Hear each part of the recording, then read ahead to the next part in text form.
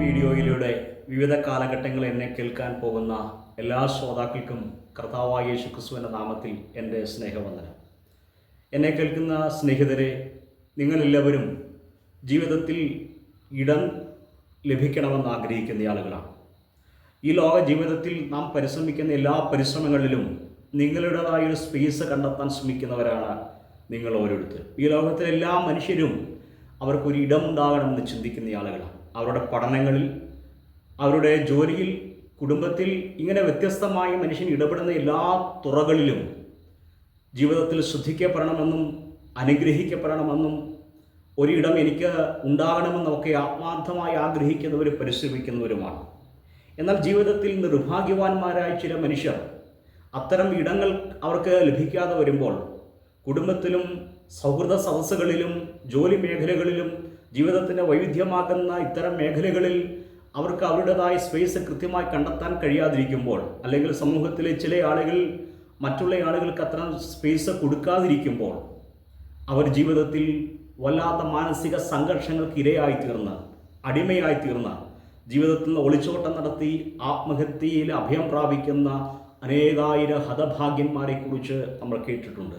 അവരിൽ ചില ആളുകൾ നമ്മുടെ സുഹൃത്തുക്കളായിരുന്നു, നമ്മുടെ ഉറ്റവരും പ്രിയപ്പെട്ടവരും ഒക്കെ ആയിരുന്നു. ഒരു കാലത്ത് നമ്മൾ വളരെ ആത്മാർത്ഥമായി അറിയുന്ന ചില ആളുകൾ ജീവിതത്തിൽ നിന്ന് അങ്ങനെ പോയി പറഞ്ഞിട്ടുണ്ട്. ഒരുപക്ഷെ അത്തരം ആളുകളെ കൂടുതൽ ശ്രദ്ധിക്കേണ്ടത് നമുക്ക് ആവശ്യമായിരുന്നു. എന്നെ കേൾക്കുന്ന സ്നേഹിതരെ, വിശുദ്ധ തിരുവെഴുത്തിൽ, വിശുദ്ധ ബൈബിൾ നമ്മൾ വായിക്കുമ്പോൾ നമുക്ക് ഇടം തരുന്ന ദൈവത്തെ നമുക്ക് കാണാൻ സാധിക്കും. ഈ വീഡിയോയിലൂടെ ഞാൻ പങ്കുവയ്ക്കാൻ ആഗ്രഹിക്കുന്ന ഒരു വിഷയം ഇതാണ്: നമുക്ക് ഇടം തരുന്ന, ഇടം ഉണ്ടാക്കുന്ന ദൈവം. വിശുദ്ധ ബൈബിളിൽ നാം ആദ്യോടന്ത പരിശോധിച്ചു കഴിഞ്ഞാൽ ഇത്തരത്തിൽ മനുഷ്യന് വേണ്ടി ഇടം ഒരുക്കുന്ന ദൈവത്തിൻ്റെ അനേകായിരം പദ്ധതികളും പ്രോഗ്രാമുകളും നമുക്ക് കാണുവാൻ കഴിയും.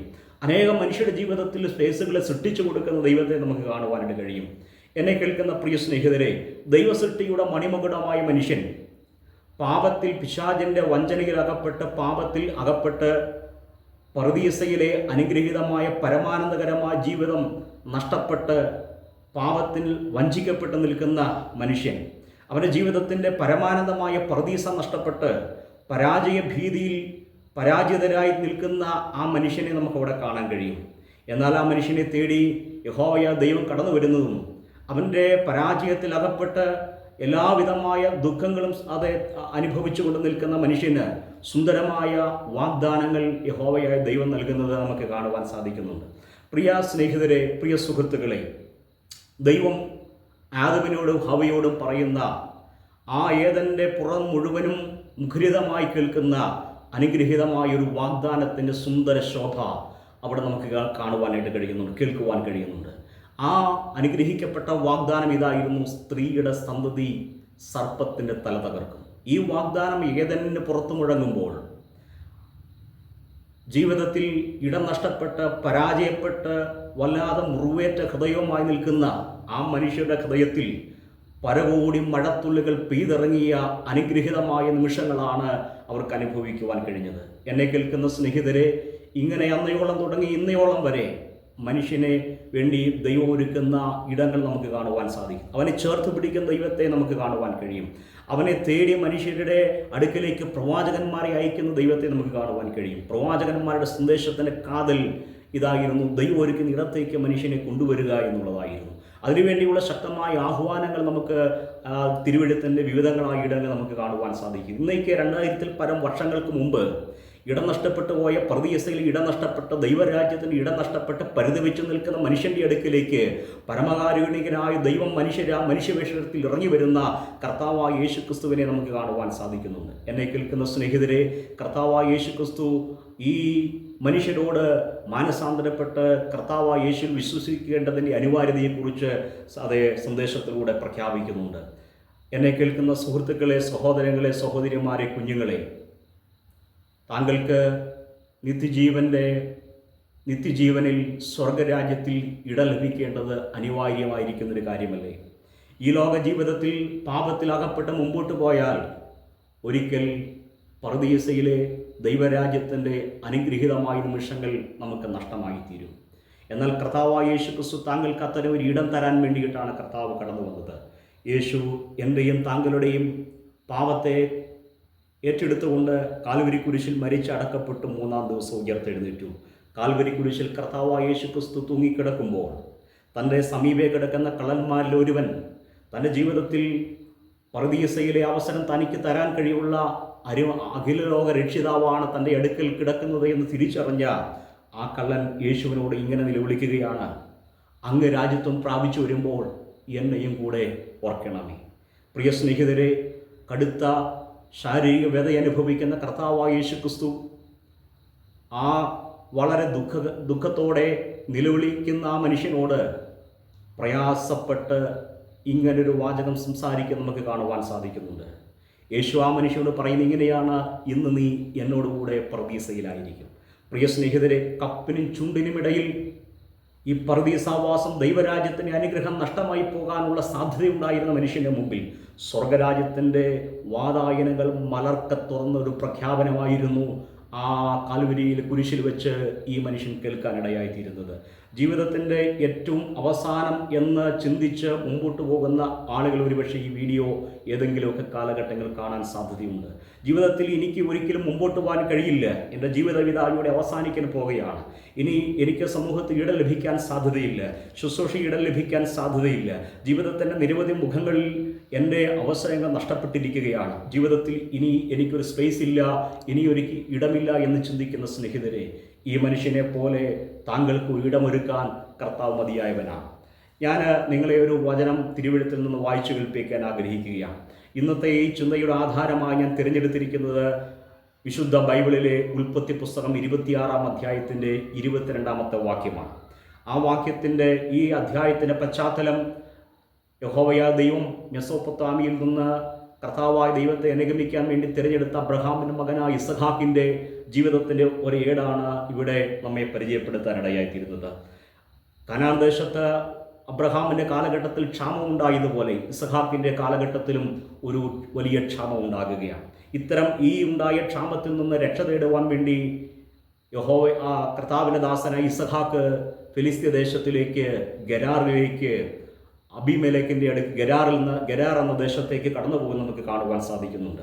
അങ്ങനെ കടന്നുപോയ ഈ മനുഷ്യൻ അവിടെ സമ്പന്നനായൊരു മനുഷ്യനായിത്തീരുന്നു, കഠിനാധ്വാനിയായിരുന്നു ഇസ്ഹാക്ക് എന്ന് നമുക്ക് കാണാൻ സാധിക്കുന്നുണ്ട്.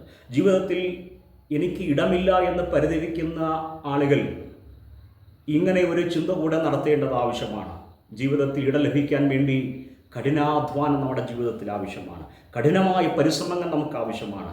ഇസ്ഹാക്ക് എന്ന ദൈവമനുഷ്യൻ ആ ദേശത്തെത്തി ജീവിതത്തിൽ അലഞ്ഞ് തിരിഞ്ഞ് ജീവിക്കുകയല്ല, കഠിനാധ്വാനത്തിലൂടെ അനുഗ്രഹീതമായ പുലരികളെ അദ്ദേഹം സൃഷ്ടിച്ചെടുക്കുകയാണ്. അവിടെ ദൈവത്തിന് അനുഗ്രഹം ഉണ്ടായിരുന്നു. അധ്വാനിക്കാതെ മടിയനായിരിക്കുന്ന ആളുകൾക്കല്ല ദൈവം തന്നെ അനുഗ്രഹങ്ങളെ പകരുന്നത്. ജീവിതത്തിൽ അതേ നെറ്റിയിലെ വിയർപ്പ് കൊണ്ട് അധ്വാനിക്കാൻ തയ്യാറുള്ള മനുഷ്യനെ അനുഗ്രഹിക്കുന്ന ദൈവത്തെ നമുക്ക് തിരുവെഴുത്തിൽ കാണുവാൻ സാധിക്കുന്നുണ്ട്. ഇസഹാക്ക് ആ ദേശത്ത് വിതച്ചു, ഇസഹാക്കിന് 100 മേനി വിളവ് കിട്ടിയെന്ന് നമ്മൾ വായിക്കുന്നുണ്ട്. ഇസഹാക്കിന് ഉന്നതയിൽ അസ്വസ്ഥരായിത്തീർന്ന ഫെലിസ്തീയ ജനങ്ങൾ പറയുകയാണ്, നീ ഞങ്ങൾ ഇടയിൽ നിന്ന് വിട്ടുമാറിപ്പോകണം. അങ്ങനെ നിർബന്ധത്താൽ ഇസഹാക്ക് ആ ദേശത്തു നിന്ന് മറ്റൊരിടത്തേക്ക് കടന്നു പോകുകയാണ്. അങ്ങനെ ഇസഹാക്ക് കടന്നുപോയ ആ ദേശത്ത് അബ്രഹാമിൻ്റെ കാലഘട്ടത്തിൽ തൻ്റെ പിതാവായ അബ്രഹാം കുഴിച്ച കിണറുകൾ ഇസഹാക്ക് ആളുകളെയും കൊണ്ട് കുഴിപ്പിക്കുന്നുണ്ട്. എന്നാൽ നിർഭാഗ്യമെന്ന് പറയട്ടെ, ആ ദേശത്തിൽ തദ്ദേശീയരായ ഇടയന്മാർ വന്ന് ഇസ്ഹാക്കിനോട് ശണ്ടയിട്ട് ആ കിണർ അവർ കൈവശപ്പെടുത്തുകയാണ്. ഇത് പിന്നീടും ആവർത്തിക്കുന്ന നമുക്ക് കാണുവാൻ സാധിക്കുന്നുണ്ട്. എന്നാൽ ഒടുവിൽ ഇസ്ഹാക്ക് കുഴിച്ച ഒരു കിണർ, അതിനെക്കുറിച്ച് ശണ്ടയിടുവാൻ തദ്ദേശീയരായ ഇടയന്മാരോ മറ്റാളുകളോ വന്നില്ല.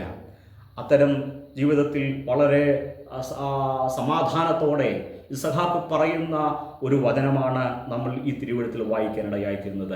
അവിടെ നമ്മൾ വായിക്കുന്നത് ഇങ്ങനെയാണ്, യഹോവ നമുക്കിപ്പോൾ ഇടമുണ്ടാക്കി നാം ദേശത്ത് വർദ്ധിക്കുമെന്ന് പറഞ്ഞ് അവൻ അഥവാ ഇസഹാക്ക് അതിന് രഹേബോത്ത് എന്ന് പേരിട്ടു. എന്നെ കേൾക്കുന്ന സ്നേഹിതരെ, നിങ്ങളെ അനുഗ്രഹിക്കുന്നൊരു ദൈവം ജീവിക്കുന്നുണ്ട്, നിങ്ങളെ സഹായിക്കുന്നൊരു ദൈവം ജീവിക്കുന്നുണ്ട്, നിങ്ങളുടെ അധ്വാനങ്ങളെ അനുഗ്രഹിക്കുന്ന ദൈവം ജീവിക്കുന്നുണ്ട്.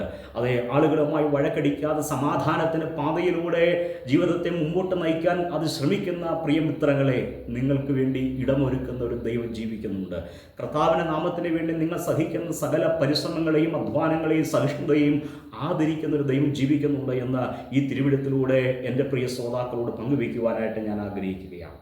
എന്നെ കേൾക്കുന്ന പ്രിയ സ്നേഹിതരെ, ഇസഹാക്ക് എന്ന മനുഷ്യൻ, ആ മനുഷ്യനോട്, അബ്രഹാമിനോട് ദൈവം ചെയ്ത ഉടമ്പടികളും ദൈവത്തിൻ്റെ ദൂതുകളും ഇസഹാക്കിനോടും കർത്താവ് യഹോവയായ ദൈവം ആവർത്തിക്കാൻ നമുക്ക് കാണാൻ സാധിക്കുന്നുണ്ട്. ഇസഹാക്കിന് ആ ഫിലിസ്തീയ ദേശത്ത് യഹോവയായ ദൈവം ഇടമുണ്ടാക്കി. നിങ്ങളുടെ നാട്ടിൽ, നിങ്ങളുടെ ശുശ്രൂഷാ മേഖലകളിൽ, നിങ്ങളുടെ ജോലി മേഖലകളിൽ അനേക ക്രൈസിസിലൂടെ താങ്കൾ കടന്നു പോവുകയായിരിക്കുക. താങ്കൾക്ക് ഇടമൊരുക്കുന്ന ദൈവത്തെ ഈ വിശുദ്ധ വേദപുസ്തകത്തിൽ നിന്ന് ഉയർത്തി കാണിക്കാൻ ഞാൻ ആഗ്രഹിക്കുകയാണ്. എന്നെ കേൾക്കുന്ന സ്നേഹിതരെ, ഇത് ഇസഹാക്കിൻ്റെ മാത്രം കഥയല്ല. ഇസഹാക്കിനെ പോലെ നമുക്ക് യാക്കോബിനെ കാണാൻ കഴിയുന്നുണ്ട്. യാക്കോബിനെ പോലെ തന്നെ നമുക്ക് ജോസഫിനെ കാണുവാൻ കഴിയുന്നുണ്ട്. ഇങ്ങനെ എണ്ണിയാൽ തീരാത്ത നിരവധി കഥാപാത്രങ്ങളെ വിശുദ്ധ വേദപുസ്തകത്തിൽ നമുക്ക് കാണാൻ കഴിയുന്നുണ്ട്. യാക്കോബ് തിരസ്കരിക്കപ്പെട്ട ഒരു മനുഷ്യനായിരുന്നു. ജീവിതത്തിൽ ഇടം ലഭിക്കാതെ പോകാൻ സാധ്യതയുണ്ടായിരുന്ന ഒരു മനുഷ്യനായിരുന്നു. പക്ഷേ യാക്കോബിന് വേണ്ടി ഇടമൊരുക്കുന്ന, യാക്കോബിനെ അനുഗ്രഹിക്കുന്ന ദൈവത്തെ വിശുദ്ധ തിരുവെഴുത്ത് നമുക്ക് കാണുവാൻ സാധിക്കുന്നുണ്ട്. പ്രിയ സ്നേഹിതരെ, ജോസഫും അത്തരത്തിൽ ഒരു സാഹചര്യത്തിലൂടെ കടന്നുപോയ മനുഷ്യനായിരുന്നു. ജീവിതത്തിൽ തൻ്റെ എല്ലാ സഹോദരങ്ങളും തന്നെ ഗൗനിച്ചിട്ടുണ്ടായിരുന്നില്ല. ജോസഫിന് യാതൊരു സാധ്യതകളും അവർ കൽപ്പിച്ചു കൊടുത്തിട്ടുണ്ടായിരുന്നില്ല. ജോസഫിനെ അവർ എഴുതിത്തള്ളിയ ആളുകളായിരുന്നു. ജോസഫിൻ്റെ സ്വപ്നം നിവൃത്തിയാകുമെന്ന് വിശ്വസിച്ച ആളുകൾ ആരും ആ വീട്ടിലുണ്ടായിരുന്നില്ല. ജോസഫ് അവർ ജീവിതത്തിൽ തള്ളിക്കളഞ്ഞൊരു വ്യക്തിയായിരുന്നു. ജീവിതത്തിൽ ഒരിക്കലും അവനിലൂടെ നല്ലൊരു കാലഘട്ടം ഉണ്ടാകുമെന്ന് കുടുംബക്കാരും ചിന്തിച്ചിരുന്നില്ല. എന്നാൽ സ്നേഹിതരെ, നിങ്ങളിലൂടെ ഒരു പദ്ധതിയും നിങ്ങളിലൂടെ ഒരു നന്മയും ജീവിതത്തിൽ ഉണ്ടാകില്ല എന്ന് ലോകം നിങ്ങളെക്കുറിച്ച് എഴുതിത്തള്ളുമ്പോൾ നിങ്ങളെക്കുറിച്ച് മനോഹരമായ പദ്ധതികൾ എഴുതി തുടങ്ങുന്ന ഒരു സ്നേഹനിധിയായ ദൈവത്തെ വിശുദ്ധ ബൈബിളിൽ നിങ്ങൾ കണ്ടെത്തേണ്ടിയിരിക്കുന്നു. ആ ദൈവത്തിൻ്റെ അടുക്കിലേക്ക്, നിങ്ങൾക്ക് സ്പേസ് തരുന്ന ദൈവത്തിൻ്റെ അടുക്കിലേക്ക് നിങ്ങൾ ഓടിയെത്തേണ്ടിയിരിക്കുന്നു. ജോസഫ് എന്ന മനുഷ്യൻ പിന്നീട് ഫറവോൻ്റെ കൊട്ടാരത്തിലെ രണ്ടാമനായി ഉയർത്തപ്പെടുന്ന അതിമനോഹരമായ കാഴ്ച, ഇതിഹാസ സമാനമായ കാഴ്ചകൾ നമുക്കിവിടെ കാണുവാൻ കഴിയുന്നുണ്ട്.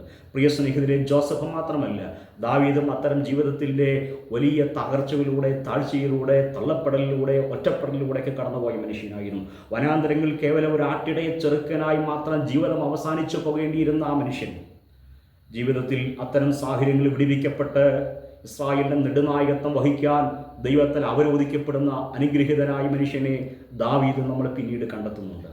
സ്തോത്രം. എന്നെ കേൾക്കുന്ന സ്നേഹിതരെ, നിങ്ങൾക്കിടമില്ല എന്ന് ചിന്തിച്ച് നിങ്ങൾ പരിതപിക്കപ്പെടരുത്.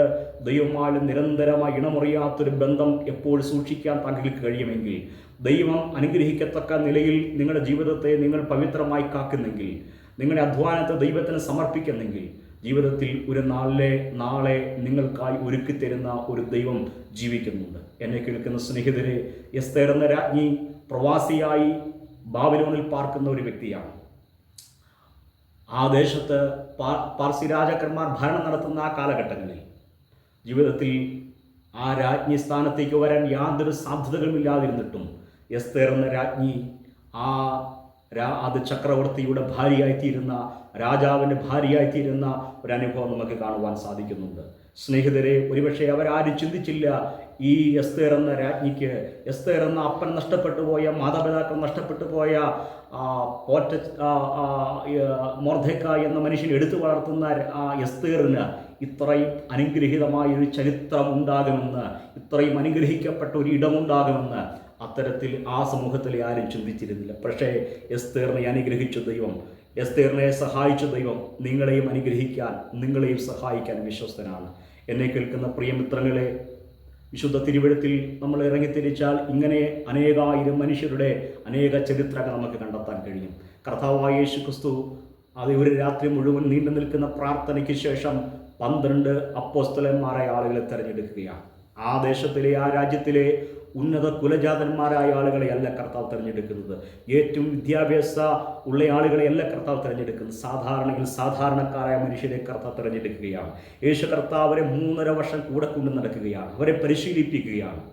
പിന്നീട് നമുക്ക് കാണാൻ കഴിയുന്നത് ലോകത്തെ കീഴ്മേൽ മറിക്കാൻ കരുത്തുള്ള അപ്പോസ്തലന്മാരെ മാറുന്ന അനുഗ്രഹിക്കപ്പെട്ട കാഴ്ചകൾ നമുക്ക് കാണാൻ സാധിക്കുന്നുണ്ട്. സ്നേഹിതരെ, ഇടം ഉണ്ടാകില്ല എന്ന് ചിന്തിച്ച ആ മനുഷ്യരെ കുറിച്ച്, ആരും ശ്രദ്ധിക്കപ്പെടാൻ സാധ്യതയില്ല എന്ന് ചിന്തിച്ച മനുഷ്യരെക്കുറിച്ച് ലോകത്തെ കീഴ്മേൽ മറിക്കാൻ ആ അനുഗ്രഹീതരായ ദൈവദാസന്മാരെ കർത്താവ് ഉപയോഗിക്കുന്ന നമുക്ക് കാണാൻ സാധിക്കുന്നുണ്ട്. കഴിവുകളുണ്ടായിരുന്നിട്ടും പ്രാപ്തി ഉണ്ടായിരുന്നിട്ടും പൗലോസ് ഒരു വേളയിൽ അത് സമൂഹം അംഗീകരിക്കപ്പെടാത്തൊരു വ്യക്തിയായിരുന്നു. അവനെ സഭയുടെ മുഖ്യധാരയുടെ ഭാഗമാക്കി തീർക്കാൻ അന്നത്തെ ക്രൈസ്തവർ അത് മടി കാണിച്ചിരുന്നു എന്നാണ് നമുക്ക് മനസ്സിലാക്കാൻ കഴിയുന്നത്. എന്നാൽ കർത്താവിനെ ദൈവസഭയുടെ ഏറ്റവും ആ കാലഘട്ടത്തിലെ ശ്രദ്ധേയനായൊരു വക്താവാക്കി മാറ്റുന്നതും ആ കാലഘട്ടത്തിൽ ഏഷ്യയുടെ വിവിധ ഇടങ്ങളിലേക്ക് യൂറോപ്പിൻ്റെ ഒരു കോണിലേക്കും തന്നെ ദൈവസഭയെ അത് വിസ്തൃതമാക്കി തീർക്കാൻ ദൈവം ഉപയോഗിക്കുന്ന അനുഗ്രഹിക്കപ്പെട്ടൊരു മാനപാത്രമായി ദൈവം പൗലോസ് എന്ന മനുഷ്യനെ തീർക്കും നമുക്ക് കാണാൻ സാധിക്കുന്നുണ്ട്. എന്നെ കേൾക്കുന്ന വാത്സല്യ സ്നേഹിതരെ, എൻ്റെ സന്ദേശം ഞാനിവിടെ നിർത്തുവാൻ ആരംഭിക്കുമ്പോൾ ജീവിതത്തിൽ ഇടമില്ല എന്ന് പരിതപിക്കുന്ന പ്രിയമിത്രങ്ങളെ, നിങ്ങൾക്ക് ഇടമൊരുക്കും ദൈവം ജീവിക്കുന്നുണ്ട്. നിങ്ങളെ സഹായിക്കുന്ന ഒരു കർത്താവ് ജീവിക്കുന്നുണ്ട്. എന്താണ് നിങ്ങൾ ചെയ്യേണ്ടുന്നത്? ജീവിതത്തിൽ ദൈവത്തിൽ ആശ്രയിക്കാൻ നിങ്ങൾക്ക് കഴിയണം. നിങ്ങൾക്ക് വേണ്ടി ഇടമൊരുക്കും ദൈവമുണ്ട് എന്ന് നിങ്ങൾ വിശ്വസിക്കണം. ഒന്നാമതായി ആ ദൈവത്തിൽ വിശ്വസിച്ച് നിങ്ങളുടെ അധ്വാനങ്ങളെ കർത്താവിന് സമർപ്പിക്കണം. സ്തോത്രം. മാത്രമല്ല, നിങ്ങളുടെ ജീവിതത്തിൽ അത് കഠിനമായി അധ്വാനിക്കുന്നവരായി നിങ്ങൾ മാറണം. കഠിനമായി പരിശ്രമിക്കുന്നവരായി നിങ്ങൾ മാറണം. അത് നിങ്ങളുടെ അധ്വാനങ്ങളെ ദൈവകരം ഏൽപ്പിക്കുന്നവരായി നിങ്ങൾ മാറണം. നിങ്ങളുടെ അധ്വാനത്തിന് റിസൾട്ട് തരും ദൈവം ജീവിക്കുന്നു. ഒരിക്കൽ നിങ്ങളെ തള്ളിക്കളഞ്ഞ ആളുകൾ നിങ്ങളെ ചേർത്ത് പിടിക്കുന്ന അനുഗ്രഹിക്കപ്പെട്ട മുഹൂർത്തങ്ങൾ നാളുകളിൽ നിങ്ങൾക്ക് സമ്മാനിച്ചു തരാൻ ദൈവം കരുതി വെച്ചിട്ടുണ്ട് എന്ന് സൂചിപ്പിച്ചുകൊണ്ട് എൻ്റെ വാക്കുകളെ ഞാൻ നിർത്തുന്നു. കർത്താവ് എല്ലാവരെയും സമാധാനം കൊണ്ട് നിറയ്ക്കട്ടെ. അനുഗ്രഹിക്കപ്പെട്ട നല്ല ഇടങ്ങൾ നാളുകളിൽ നിങ്ങൾക്ക് ദൈവം സൃഷ്ടിച്ചു തരട്ടെ എന്ന് നിങ്ങൾക്ക് വേണ്ടി പ്രാർത്ഥിക്കുന്നു.